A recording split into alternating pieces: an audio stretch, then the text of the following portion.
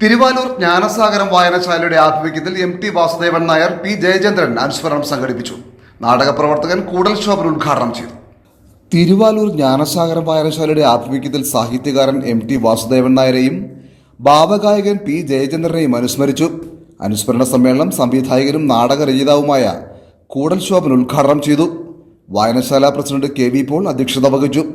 സംഗീത സംവിധായകൻ പ്രദീപ് സരണി മുഖ്യപ്രഭാഷണം നടത്തി.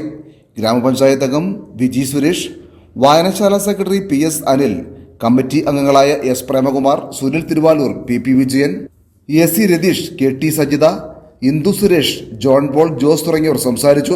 MT ചെയ്തു വെച്ചിട്ട് പോയ ഒരു ഈടുവയ്ക്കുണ്ടല്ലോ സാഹിത്യത്തിൽ, കർമ്മരംഗത്ത് MT എന്താ ചെയ്തു വെച്ചിട്ട് പോയത് എന്ന് നമുക്ക് പുതിയ തലമുറയോട് സംവേദനം നടത്താൻ കഴിയാതെ പോകുന്നത് ഒരു വലിയ അനിശ്ചിതത്വത്തിന്റെ ഭാഗം തന്നെയാണ്.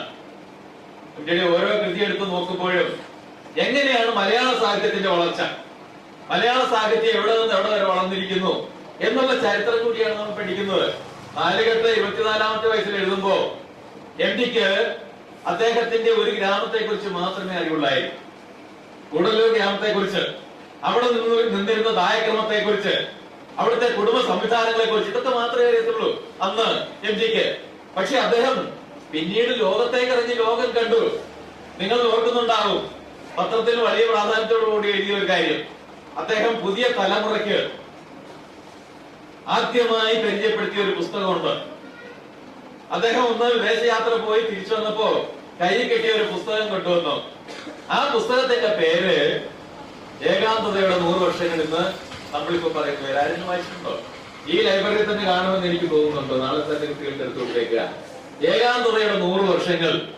ആ പുസ്തകം എഴുതിയത് ഗബ്രിയേൽ ഗാർസിയ മാർക്വസ് എന്ന് പറയുന്ന ഒരു ലാറ്റിൻ അമേരിക്കൻ എഴുത്തുകാരനാണ്. അദ്ദേഹത്തെ കുറിച്ച് നിങ്ങൾ കേട്ടിട്ടുണ്ടാവും, ചിലരെങ്കിലും കേട്ടിട്ടുണ്ടാവും. 1974 നോബൽ സമ്മാനം അദ്ദേഹത്തിന്റെ ഈ കൃതിക്കാണ് കിട്ടിയത്.